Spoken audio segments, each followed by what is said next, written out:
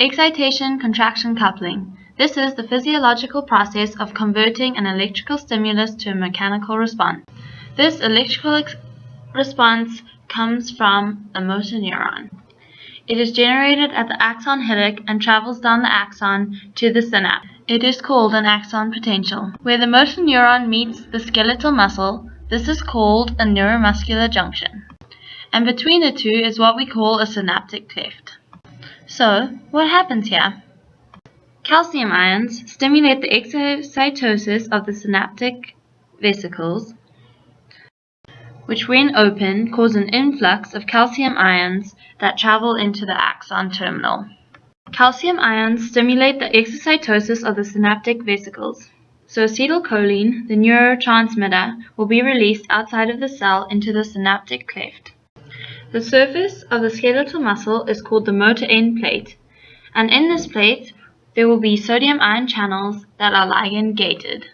The nicotinic acetylcholine receptor rushing into the synaptic cleft will cause the ligand gated sodium ion channels to open.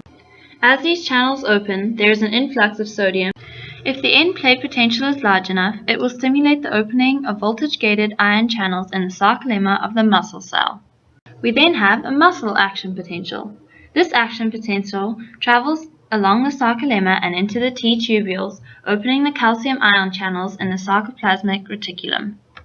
This is done by the dihydropyridine receptor in the T tubules receiving the potential, which then enables the ryanodine receptor in the sarcoplasmic reticulum.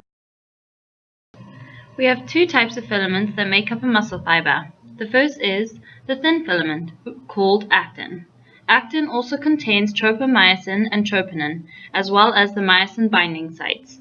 When the muscle is relaxed, the myosin binding sites are covered by tropomyosin. Calcium then binds to the troponin on the troponin complex, and the myosin binding sites are exposed. Our second filament is the thick filament, which is called myosin. Myosin contains myosin heads, which each have an ADP and a phosphate group attached to them. This myosin head attaches to the myosin binding site, and the phosphate group is released, causing a conformational change in the myosin. The power stroke then occurs, causing the filaments to slide past one another, and contraction occurs. As this happens, the ADP is released. ATP then binds to the myosin head, causing the release of the myosin binding site, and everything returns to its resting state. Steps 1 through 4 are called the contraction cycle.